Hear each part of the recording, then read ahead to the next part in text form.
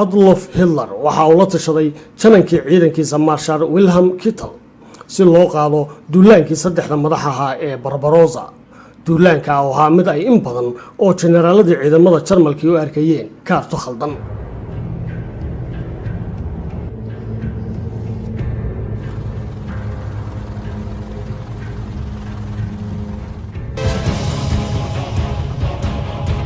bishii Juun ee sanadkii 1941 waxaa jiray warbixino dhanka sirdoonka oo laga helay meelo ay ka mid tahay magaalada Tokyo ee dalka Japan. warbixinahaasi oo ka hadlayay suuragal inay tahay weerar uu Adolf Hitler ku qaado dalka Richard Sorg laakiin nasiib darro Joseph Stalin waxa uu iska indhatiray dhammaan warbixinahaas isagoo ku adkaystay in Jarmalku aanay ka bixi karin heshiiska nabadeed ee labada waddan gaadheen. bishii Juun 22 isla sanadkaasi ciidamada Jarmalku waxay weerar aan digniin hore lahayn ku qaadeen dalweynihii midowga Soviyeeti iyadoo ay xuduudda ka gudbeen ugu yaraan 153 batalyan ama qaybood oo ciidamadii Jarmalka kuwaas oo ay wehelinayeen qaybo ciidan oo ka kala yimid dalalka kala ah Finland, Romania, Slovakia iyo Bulgaria kaasoo ka koobnaa 3 milyan oo askari oo ku gaashaaman ilaa 600 oo gaari gaadiidkaas oo badankooda lagu farsameeyay warshado ku yaalay dalka Faransiiska oo xilliga uu Jarmalku haystay 3,000 oo taangiyada dagaalka ah 7,000 oo madaafiicda goobta ah iyo 3,000 oo diyaaradaha dagaalka.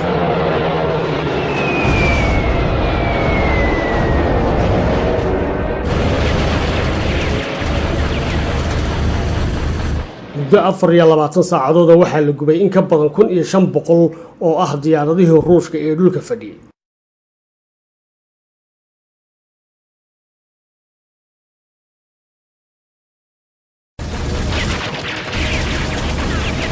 waxaana la soo riday ilaa 300 oo kale oo ah diyaaradihii Ruushka ee saacadihii dambe dagaalka galay iyadoo ay muuqatay gacan sarreynta Jarmalka ee dhinaca ciidamada cirka. weerarkii ciidamada Jarmalku ku qaadeen dalka Ruushka oo ahaa 3 madax waxa uu saameynayay masaafo 3,000 oo kiiloomitir ah isagoo lahaa 3 ujeedo oo kala duwan. madaxa koobaad waxa uu weerarkiisa ku ekeeyay magaalada Leningrad oo hadda loo yaqaano St. Petersburg. madaxa labaadna waxa uu toos u abaarayay magaalada Moscow xilli madaxa saddexaad ee ciidamada Jarmalkuna ay hadaf ka dhigteen magaalada Kiev ee xarunta Ukraine.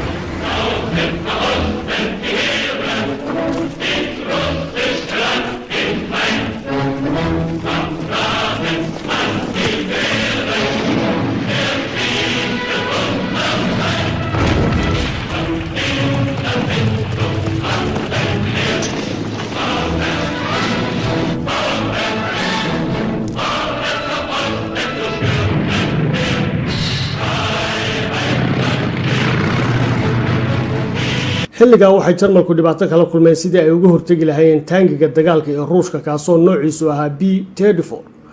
miisaankiisuna gaadhayay 30 tan kuna rakibnaayeen madfac tiro dheer awoodna u lahaa inuu socdo masaafo kasta.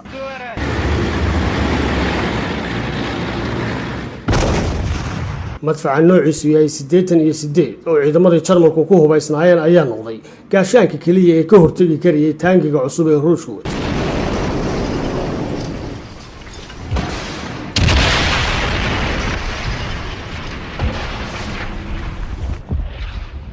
xilliga generaaladii ku hareereysnaa Adolf Hitler waxay isku khilaafeen duulaankii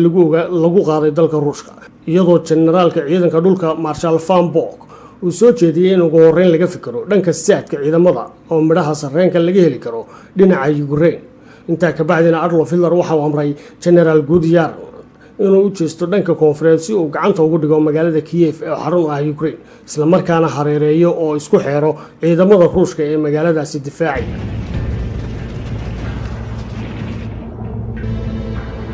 19 bishii Sebtembar sanadkii 1941 ayay ahayd markii ugu horeysay duulaankii u horeeyay ciidamada Jarmalku ay ku xerogeliyeen oo maxaabiis ahaan u qabsadeen ugu yaraan 600 oo kun oo ciidamadii Ruushka. tallaabada oo la aaminsan yahay inay ahayd go'doomintii ugu weyneed ee taariikhda adduunka soo martay iyadoo Adolf Hitler uu xilligaas socdaal ku yimid mandaqada. inkastoo aanu haba yaraatee maxaabiista u ogolaanin in loo fidiyo wax adeeg ah sida cuntooyinka iyo biyaha. maxaabiista laga qabtay ciidamada Ruushku waxay maalin walba u dhibanayeen cunto la'aan iyo biyo la'aan.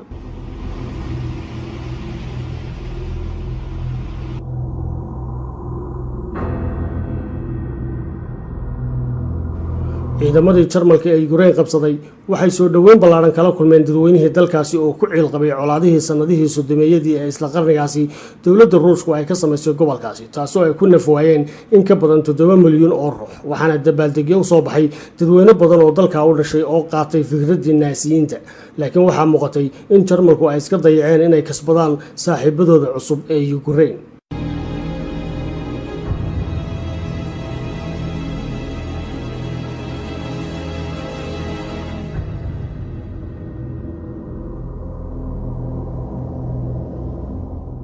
dhanka waqooyi ciidamadii Jarmalku waxay go'doon ka dhigeen magaalada Leningrad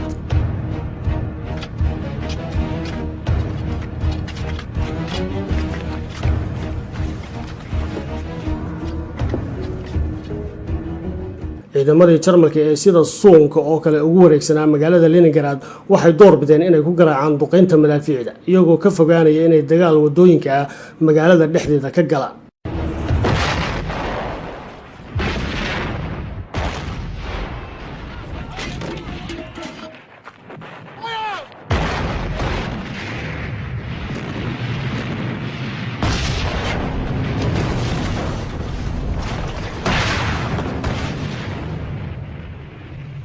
waxaa la dumiyay oo dhulka lala simay badanaa dhismayaashii magaaladaas iyadoo aan meel la dhaafin sida beer lagu xanaanayn jiray maroodiyaasha oo hadaf u noqotay duqeyntii madaafiicda taasi waxay keentay in maciishadii laga dhex waayo magaalada Leningrad laakiin dhibaatadu intaa kuma dhammaan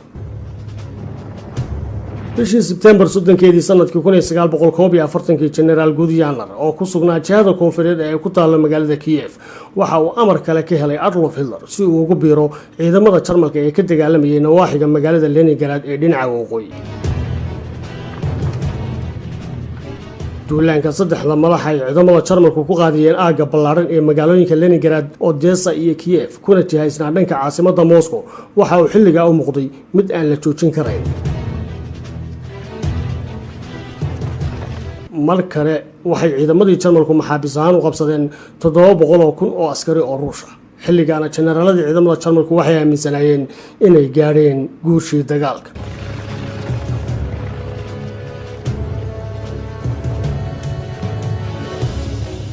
ciidamada Jarmalka intaa ka bacdi waxa ka hor yimid cadow aanay ka filaynin meesha kaasoo ahaa camuudda dhoobada ah ee qoyan oo goglaneyd 100 kiiloomitir oo aagii ay ku sii socdeen dhoobadaas oo keentay inay socon kari waayaan gaadiidkii dagaalka ee ay Jarmalku wateen masaafo 5 kiiloomitir oo kaliya ayaa suuragal u ahayd ciidamada Jarmalku inay hore u socdaan maalin walba halkii ay markii hore socon jireen masaafo ka badan 30 kiiloomitir iyadoo dhammaan gaadiidkii ciidamadu socon waayay xitaa taangigii dagaalka ee noociisu ahaa Banfa ayaa si kaba dambaysa u istaagay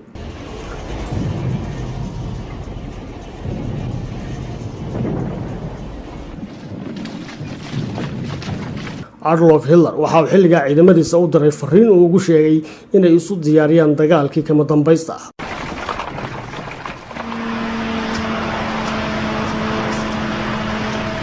bishii November sanadkii 1941 ciidamada Jarmalku waxay u dhaqaaqeen dhanka magaalada Moscow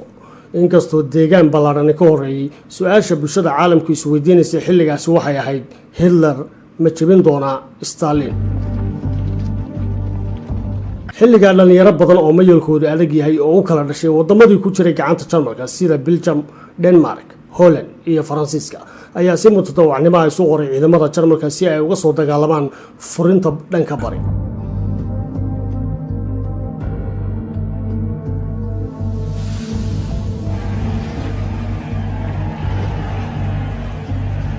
dhamaadkii bishii November sanadkii 1941 waxaa bilaabmay xilli qaboobihii qaaradda Yurub iyadoo ay cimiladu 40 digrii ka hoos martay Siirooga cimiladaas oo ahayd mid aanay hore ula qabsan ciidamadii Jarmalku waxay isku dayayeen maalin walba inay tuulooyin hor la qabsadaan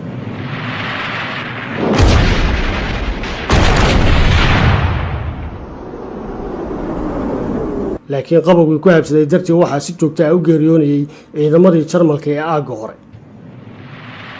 ciidamadii Jarmalka ee duulaanka ku sii ahaa magaalada Moscow waxaa ku adkaaday cimiladii halka ka jirtay waxaana ku dhacay xanuun ku keenay xumad xad dhaaf ah taasoo ugu yaraan 100,000 oo askari oo Jarmal ay u dhinteen haddana taasi ma noqonin mid hakisa duulaanka ciidamada Jarmalka waxaana ay weerarkoodii ku gaareen daafaha magaalada Moscow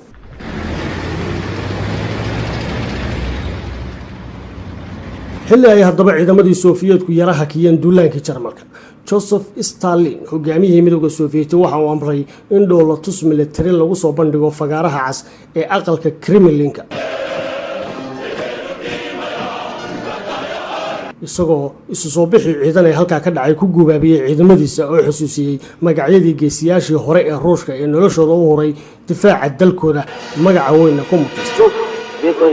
waxaa laydinka doonayaa inaad la mid noqotaan geesiyaashii awoowayaashiin sida Alexander Levski, Dmitry Becheski,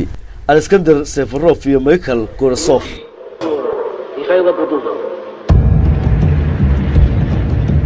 intaa kadibna Joseph Stalin waxa uu isku duway taatikada difaaca caasimadda, isagoo gacan weyn ka helaya mid ka mid ah generaaladii ugu caansanaa ciidankii midowgii Sofiyeeti oo ah General George Zhukov oo 54 jir ah kuna takhasusay taangiyada, kaasoo u muuqday inuu u dhigmi karo General Guderian oo harkacayay ciidamada Jarmalka ee duulaanka soo humaya. saraakiisha dhinaca wardoonka ay isku xirnaayeen General Zhukov waxay talo ku siiyeen in inkastoo dalka Japan uu cadow leeyahay Ruushka isla markaana uu xulafo leeyahay Jarmalka, haddana in cadaawadda uu Mareykanku u haya ay ka sii weyn tahay, marnabana aanay dhaci doonin in Japan ay soo weerarto dalweynaha midowga Sofiyeeti. isagoo warbixinta dhinaca sirdoonka ee uu helay ka faa'iideysanaya generaalka Sofiyeetiga waxa uu soo qaaday ciidamadii Ruushka ka fadhiyay jiida bariga fog, halka sidoo kalena la soo ururiyay dagaalyahano reer Siberia oo barafka iyo dhaxanta qabow ay dhalasho wadaagaan oo aanay waxba ka dhimaynin, waxaana si maskaxi ku jirto ay u dhex mushaaxayeen cimiladii qaboobeed. ciidamadaasi waxay dhinacyada ka mareen safafkii hore ee ciidamada Jarmalka iyagoo bilaabay inay hareereeyaan safafka dambe ee ciidamada Jarmalka.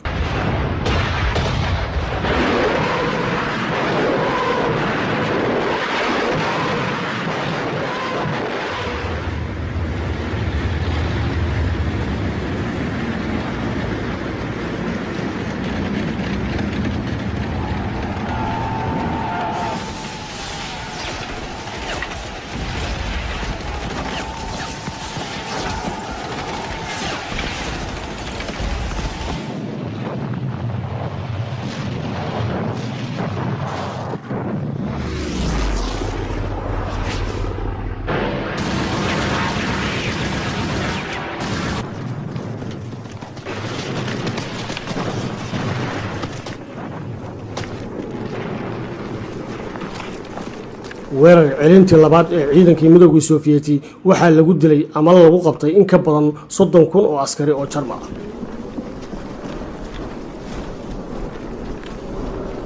kumanaan ka mid ahaa waxaa xabsi ahaan loogu diray gobolka Siberia, mase ahayn dhibaatadii Ruushka haleeshay mid sidaa ku dhamaatay iyadoo dalkeediina burburay, malaayiin ruuxna ku dhinteen dagaalkii socday, colaadii iyo cabsidii jirtayna ay weli sii muuqanayso.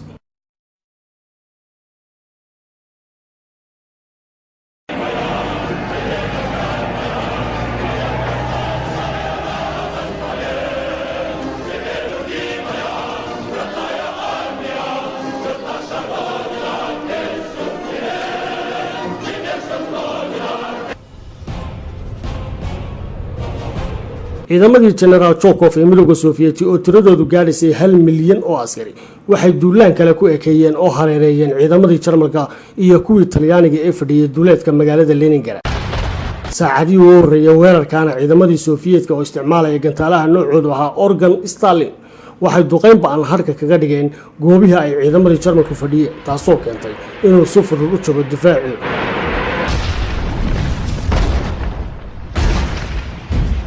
saacado yar ka bacdina ciidankii casaa ee midowga Sofiyeeti waxay bilaabeen duulaankii dhinaca dhulka.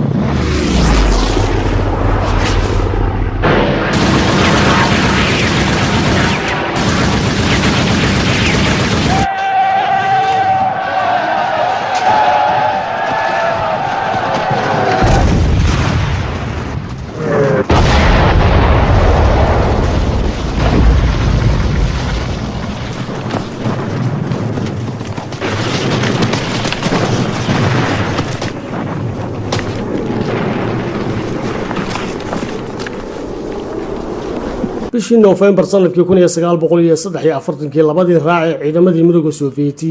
ee ka kala dagaalamayay waqooyiga iyo koonfurta magaalada Leningrad ayaa si foolka fool ah isugu soo baxay markii ay dhexdooda ka sifeeyeen ciidamadii Jarmalka iyo huwantii xulafada la ahayd ee la socotay. ciidamadii Jarmalka ee uu hogaaminayay General Bolska lixaad waxaa lagu jabiyay gudaha magaalada Stalingrad.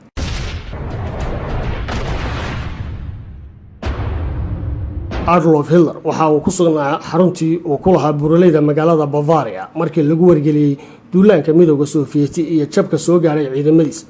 mana ahayn talo kale oo taalay hortiisa oo aan ka ahayn in warka laga qariyo shacabweynaha Jarmalka, waxaana uu mar kale amray in la sii wado dagaalka.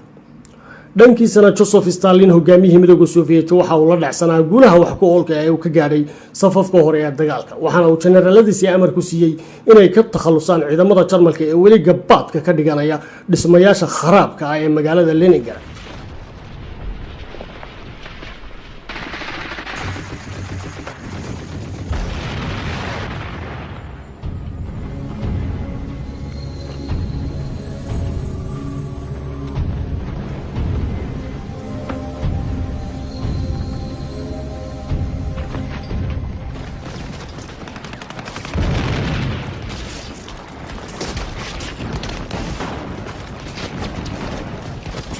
ugu dambeyntiina ciidamadii Ruushku waxay soo gaareen faras magaalada Leningrad, waxaana isdhiibay taliyihii ciidanka lixaad ee ciidamadii Jarmalka General Friedrich Paulus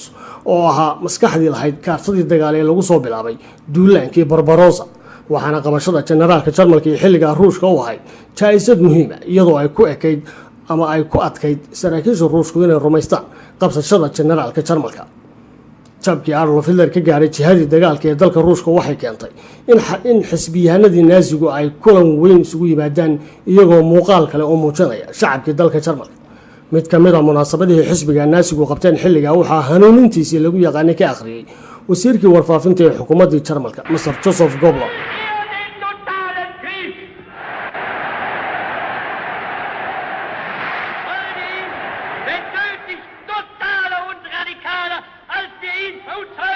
überhaupt erst vorstellen können.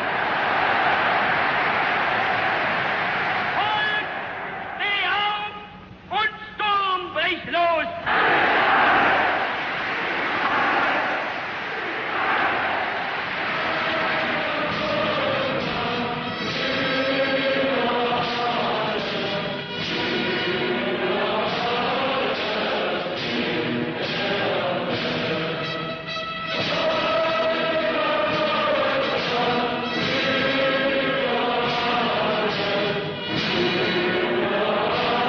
saraakiishii munaasabada soo xadiray waxaa ka mid ahaa General Alberto Speer oo saaxiib dhow la ahaa Adolf Hitler, ahaana injineer ciidan oo dhanka dhismaha.